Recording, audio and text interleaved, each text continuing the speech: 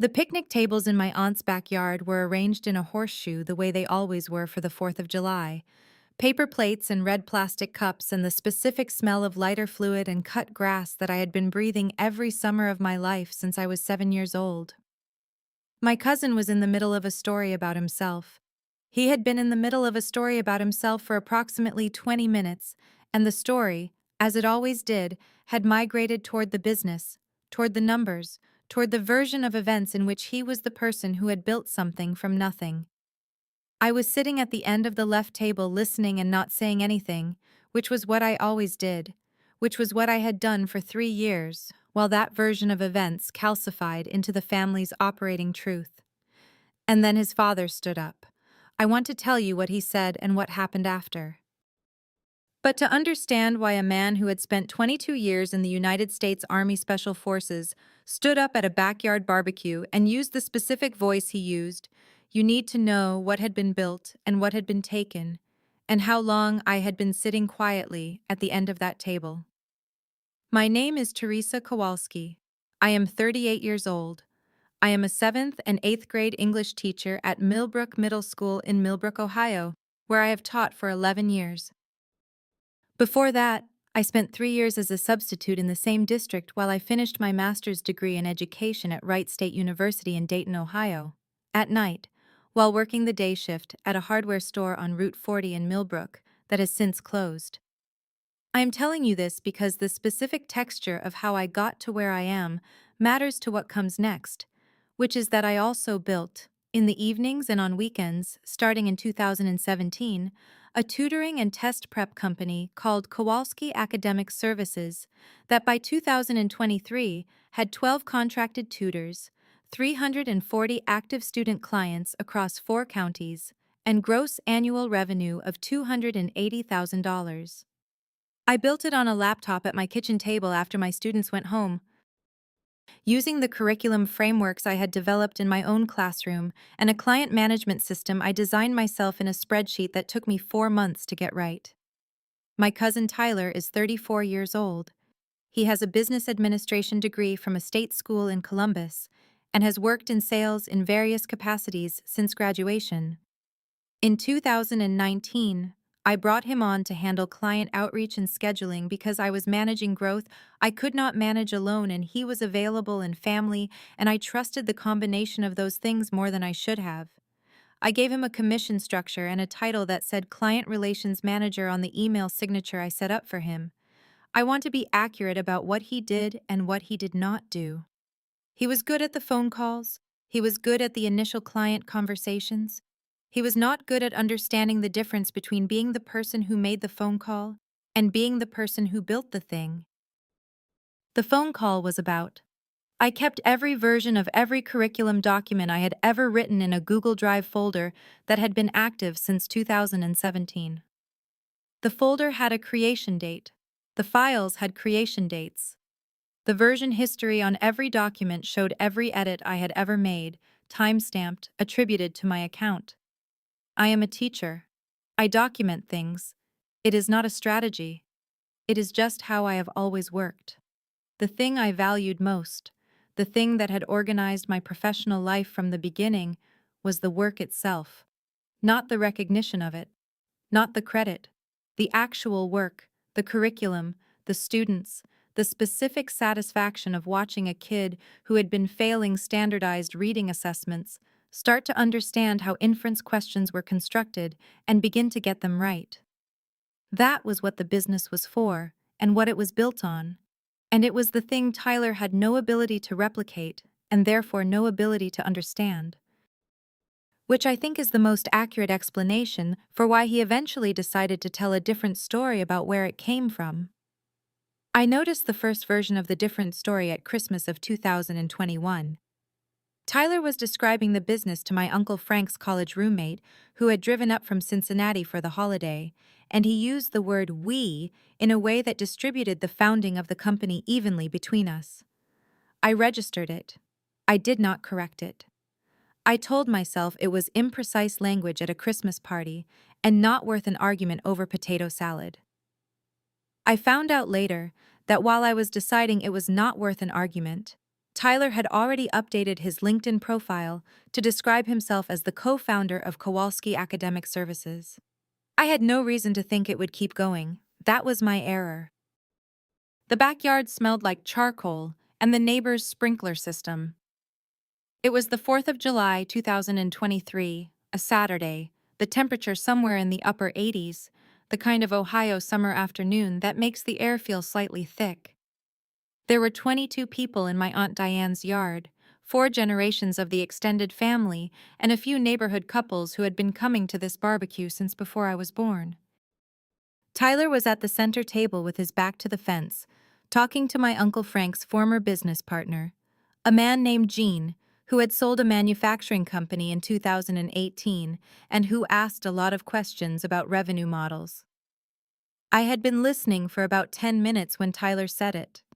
He said, and I am going to be precise about the wording because I have gone over it many times since. Underscore underscore quote underscore one underscore underscore the business architecture. The client pipeline. The whole operational structure. I sat at the end of the left table with a paper plate I had stopped eating from, and I looked at the tablecloth, and I thought about the spreadsheet that had taken me 4 months to build, and the curriculum frameworks that had taken me 6 years in a classroom to develop, and the Google Drive folder with a creation date of March 2017, which was 2 years before Tyler had ever heard the name Kowalski Academic Services. The physical sensation was not anger. It was more specific than that. It was the sensation of something I had been holding loosely finally clarifying into a precise shape that I could not unsee. My hands were completely still. I put the fork down on the plate very carefully. I looked at Tyler and Jean, and I did not say anything. 22 people in that backyard, including my Aunt Diane, who was refilling the chip bowl with the particular busyness of someone who was aware of what was being said and had chosen not to be available to comment on it. Including Tyler's younger sister Madison, who was 17 years old and sitting at the far end of the right table, looking at her phone with the specific concentration of someone who was not actually looking at their phone. Tyler made a joke about teachers. It was not a mean joke exactly. It was the kind of joke that is designed to establish a hierarchy without appearing to, the kind that puts a person in a category while appearing to compliment them. He said something about how the world needed its teachers and its visionaries, and it was lucky when you got both in the same family. Jean laughed. 2 other people at the table laughed. My aunt refilled the chip bowl. I picked my fork back up. I looked at the potato salad. I thought about the $280,000 in gross revenue that had come from the thing Tyler had just described as his architectural vision. I thought about 11 years of lesson plans, and the 4-month spreadsheet, and the March 2017 creation date on a Google Drive folder. I thought about the Christmas party where I had decided it was not worth an argument. And then Madison looked up from her phone. She looked at me. She looked at her brother. She put her phone face down on the table, which was the first time I had seen her do that all afternoon. She stood up and said, "I need to show you something." And she said it to me, not to anyone else, in a voice that was quiet enough that only the people at the immediate end of the table could hear it. She tilted her head toward the side gate. I set my fork down again and followed her through the gate and into the narrow side yard between the fence and the house. They had no idea what they had just done. And I was going to let them keep not knowing. For a while. Now I want to be clear about where I was at that point. I had a paper plate of potato salad I had abandoned at a picnic table, and a 17-year-old leading me through a side gate. And I did not yet know what she was going to show me or how far back it went, or who else had been in the conversation. What I did know was that Madison had been sitting at that table for 40 minutes and had watched every moment of it and had made a decision. What I was about to see on her phone was going to change the entire shape of what I understood had happened, because it was not going to start at Christmas of 2021 the way I had assumed. It was going to start much earlier than that. And it was going to have her mother's name on it. Madison held her phone with both hands the way teenagers hold phones when they are about to show you something serious, screen facing her until she was ready. which told me she had thought about this moment before this moment arrived. The side yard was narrow and shaded and smelled like the fence wood and the hostas my aunt planted every spring along the foundation. We could hear the backyard sounds through the fence, Tyler still talking, someone asking a follow-up question about the business, the specific ease of a conversation that was going well for the person running it. Madison said, quote, 3. She said it the way 17-year-olds say things they have been rehearsing, with the careful steadiness of someone who has decided and does not want to be talked out of it. Then she turned the phone toward me.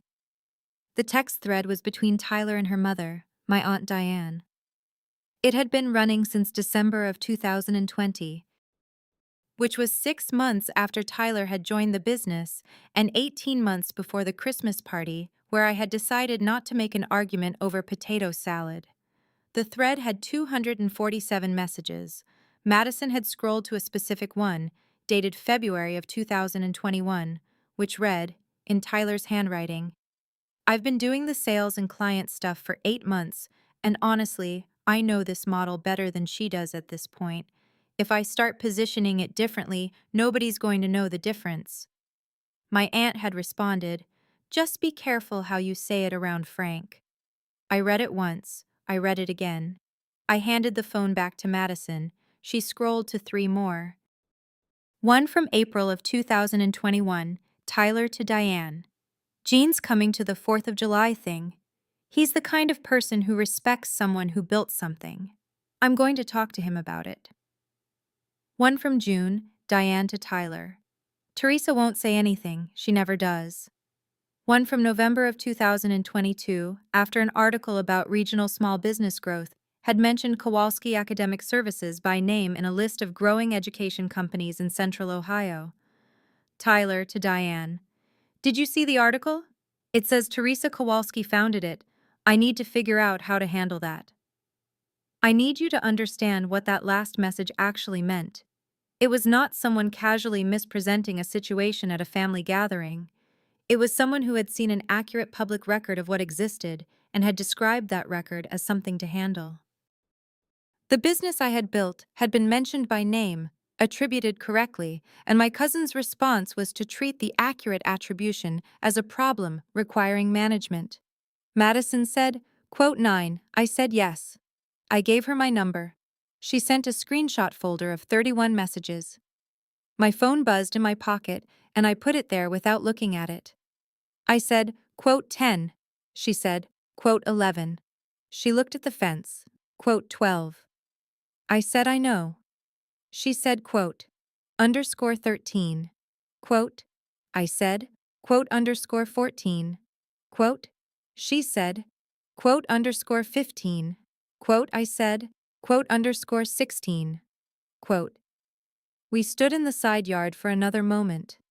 Through the fence I could hear Tyler wrapping up a point, that particular rise in his voice that signaled he was approaching a conclusion he was pleased with. Madison said, quote 17. I said yes. She said, quote 18. I said I did not know yet. She looked at me for a moment with the specific expression of someone who is going to have to go back to that dinner table regardless of what I decided. And I understood what she was carrying. And I said, quote 19. She nodded once and went back through the gate. I stood in the side yard for about 90 seconds. The hostas were doing what hostas do in Ohio in July, dark and broad and entirely unbothered. I thought about what I had and what I needed and what the situation actually was versus what I had been treating it as. I had been treating it as a family dynamic that was unpleasant but manageable. What it actually was, as of the messages Madison had just shown me, was a coordinated 2-year effort to transfer the public identity of my business to my cousin, conducted with my aunt's knowledge and encouragement, using the specific leverage of family settings where I had historically chosen not to engage. I called a woman named Ruth Ackerman that evening, after I got home, after the barbecue had ended. Ruth was a small business attorney in Dayton who had done the initial incorporation paperwork for Kowalski Academic Services in 2017, and who had sent me a Christmas card every year since, which I mention because it indicates the kind of attorney she was. I had her personal cell number in my phone. She picked up on the fourth ring. I told her what I had. She asked two questions. She asked whether Tyler had ever signed any document representing himself as a founder or co-founder of the business. I said not to my knowledge. She asked whether I had complete documentation of the business's founding and development history in my name. I said I had a Google Drive folder with a creation date of March 2017, containing every document the business had ever used, all authored and attributed to my account, with complete version history. Ruth said, quote 20? She paused. Quote 21. She paused again. Quote 22. I said I was thinking about it. She said, quote 23. I spent the following week doing two things simultaneously. I put together a clean documentation package, the Google Drive folder export, showing creation dates, a timeline of the business's development from 2017 forward, the original incorporation documents, the first client contracts from 2018. All of it organized chronologically in a PDF that ran to 41 pages. I did not send it to anyone. I put it in a folder on my desktop labeled simply with the date and did not open it again for 3 weeks. The second thing I did was read every one of the 31 messages Madison had sent me. I read them in order, chronologically, the way I would read a primary source document with my 8th graders, looking for the pattern rather than the individual data point. The pattern was clear and consistent. From December of 2020 forward, my cousin had been engaged in a deliberate, iterative project of repositioning himself as the central figure in the business's founding and growth, with my aunt's active encouragement and strategic guidance. The messages showed them discussing which family members to target with which version of the story, which gatherings offered the best audience, and how to frame my actual role in terms that sounded complimentary while making me peripheral. My aunt had suggested the teacher framing specifically. In a message from March of 2022, she had written, "Play up the classroom side for her. People respect teachers. It makes her sound important without it being about the business. Play up the classroom side. Make her sound important without it being about the business." I read that message 4 times. Then I put my phone face down and looked at the ceiling of my kitchen for a while. And then I pulled the version history on the original curriculum framework document from 2017, and I saw the first edit date.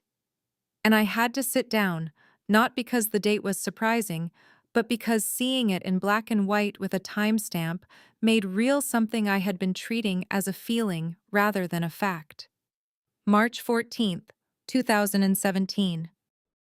2 years and 9 months before Tyler's first day as client relations manager. The document that was the foundation of every curriculum product the business had ever sold had been created, edited, and substantially completed before Tyler had ever been asked to make a single phone call on behalf of Kowalski Academic Services.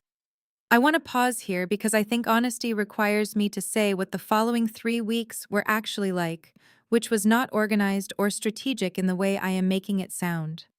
I went to work, I taught my classes, I had a parent meeting about a student who was struggling with expository writing, and I gave that meeting my full attention because that student deserved my full attention regardless of what was happening in my personal life, which is a thing I believed then and believe now. I ate dinner alone 3 nights out of 7. I called my friend Petra in Columbus twice, and both times told her things were fine. Which was not entirely true but was close enough that I did not correct it. I had everything I needed, but I hadn't told them that yet. I want to tell you what else was in those messages because there is a layer I have not described yet, and it changes the shape of everything that came before it. In going through the full thread between Tyler and my Aunt Diane, I found a message from August of 2022 after the regional business article had run. Tyler wrote, "I talked to Gene. He's interested in investing. I told him I'm the operational founder, and Teresa handles curriculum. He wants a meeting." My aunt wrote back, "Don't bring Teresa to that meeting." Do not bring Teresa to that meeting. There had been an investor meeting. Tyler had attended it as the operational founder of my company. I had not been told it was happening. I did not know until I read that message whether anything had come of it, and I spent 3 days not knowing, before I called Gene directly, introduced myself as the founder of Kowalski Academic Services, and asked whether he and I had ever spoken. There was a pause on the line. Then Gene said we had not, but that he had met with my cousin the previous fall about a potential investment. He said the meeting had not gone anywhere because he had not felt confident in Tyler's command of the curriculum model. He said, and I want to quote this precisely because it matters, quote 27, I thanked him. He asked if I would be open to a conversation about the business at some point. I said I would be in touch. I hung up and sat at my kitchen table with my hands flat on the surface. My cousin had represented himself as the operational founder of my company to a potential investor. He had attended a meeting I did not know was happening. He had not secured the investment, not because of anything I had done, but because Gene had asked the questions that revealed the gap between what Tyler claimed to know and what he actually knew. The documentation, the curriculum framework, the thing Tyler could describe but not explain, they had been more thorough than I understood, and they had almost gotten further than I knew. I called Ruth Ackerman the next morning. I told her about the investor meeting. The quality of the silence on her end was different from the first call. She said, quote, 28, quote. She said she wanted to think about it and call me back. She called back in 2 hours and said, quote, 29, quote. She paused, quote, 30, quote. I said there was. The 4th of July, 3 weeks away. She said, quote, 31, quote. She said one more thing, quote, 32, quote. I said yes. She said, quote, 33. She did not say anything else. She did not need to. I had one afternoon left, and I had been waiting for it, without knowing I was waiting for it, for 3 years. Everything that followed at that barbecue had been made possible by 3 years of documentation and 3 weeks of understanding the full picture, and what I needed to do was simply be present and let Tyler be Tyler in a yard full of people who had heard his version long enough that some of them were beginning to be able to hear the seams in it and wait for the moment when Frank Kowalski, 22 years Special Forces, the man who had taught me when I was 9 years old, that the difference between something real and something performed was whether it held up when you pressed it. I drove to my aunt's house on the 4th of July and parked on the street and walked through the gate into the backyard and found my seat at the end of the left table and put a paper plate in front of me and waited. Frank Kowalski was at the grill when I arrived, which was where he always was at this barbecue, which was where he had been at every barbecue of my memory.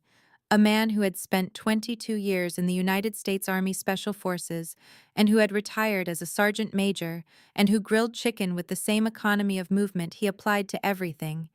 No wasted action, no performance. He was 61 years old and looked like someone had compressed a larger person slightly without losing any of the essential material. He nodded when I came through the gate. I nodded back. That was the entirety of our greeting, and it was sufficient.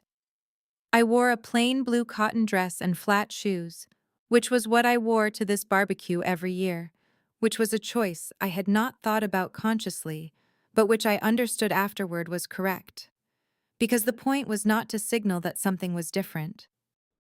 The point was to be exactly what I always was, in exactly the place I always sat, and let Tyler be exactly what he always was, in front of the same audience he had been performing for, until something broke the surface. Tyler arrived 20 minutes after me with Gene in tow, which I had not expected, but which, when I saw it, made complete sense as a move. He had brought the investor to the family barbecue. He was going to perform the founder narrative in front of his most credible potential witness. He introduced Gene to my Uncle Frank, to my Aunt Diane, to 3 cousins I had grown up with, and in each introduction he said Gene's name and then said, with the ease of repetition, quote, 34, the business, Not my business. Not Teresa's business. The business, with the ownership distributed into the air between them. I watched my Aunt Diane's face when Tyler and Jean came through the gate. She had the expression of someone whose plan was proceeding on schedule. I watched Frank's face. He was turning chicken on the grill. He did not have an expression, he was watching. The afternoon moved the way those afternoons move, food and conversation, and the particular ease of a summer gathering where the beer is cold and nobody has anywhere to be. Tyler settled into the center table with Jean and two of my cousins, and within 40 minutes he was running the same story he had run at every gathering for 2 years. The gap in the market, the systems he had built, the operational vision. I sat at the end of the left table and ate my food, and did not say anything. Jean asked a question I had not anticipated. He asked, "When exactly did you develop the curriculum framework?" That seemed to be the real differentiator when we talked last fall. The question was precise in the way that questions are precise when the person asking them already has a partial answer and is testing the completeness of the one they are about to receive.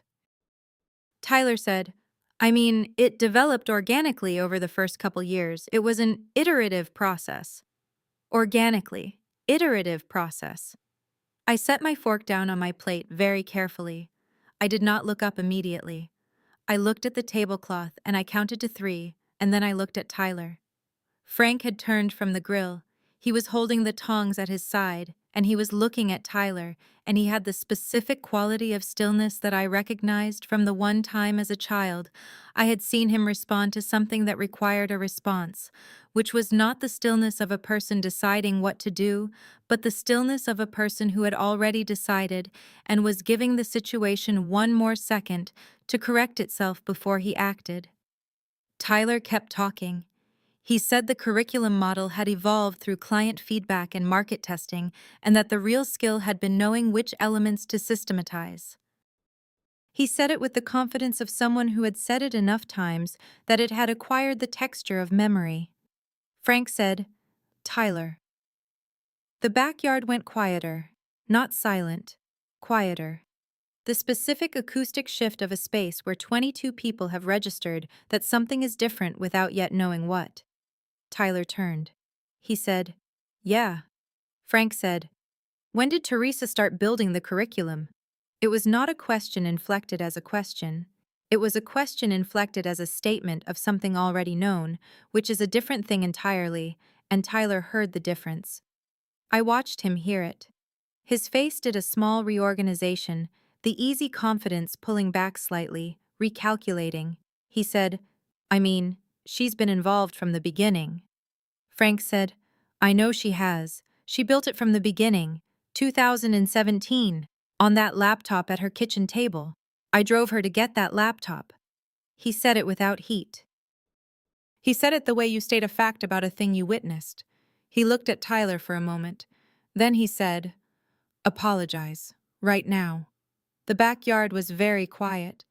Jean had stopped moving. His cup was halfway to his mouth, and he put it back down on the table slowly without drinking from it. My Aunt Diane was standing near the food table with a serving spoon in her hand, and she had gone very still. Madison was at the far end of the right table, and she was looking at her father with an expression that was not surprise. Tyler looked at me.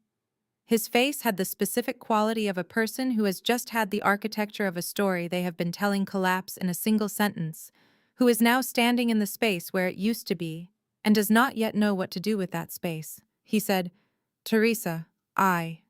He stopped. He started again. He said, "I oversimplified." I said, "I know you did." I said it quietly. One sentence. No raised voice. I was looking at him and my hands were flat on the table and I was not angry, which I think was the thing that landed hardest in that moment, because the room had been waiting for anger, and what it got instead was the specific quality of a person who had already finished being angry some time ago and was now simply present. Frank said, "That's not an apology." Tyler looked at his father for a moment. Then he looked at me. He said, "I'm sorry, Teresa." I took credit for something that wasn't mine to take credit for.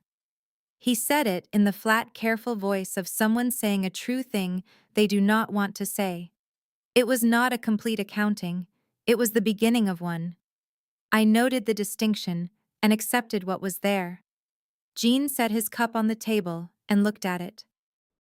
He said, quietly, to no particular person, "I'd like to have that conversation with the actual founder at some point." He said it without drama, the way a businessman states a revised position, and then he picked up his cup again. Frank turned back to the grill.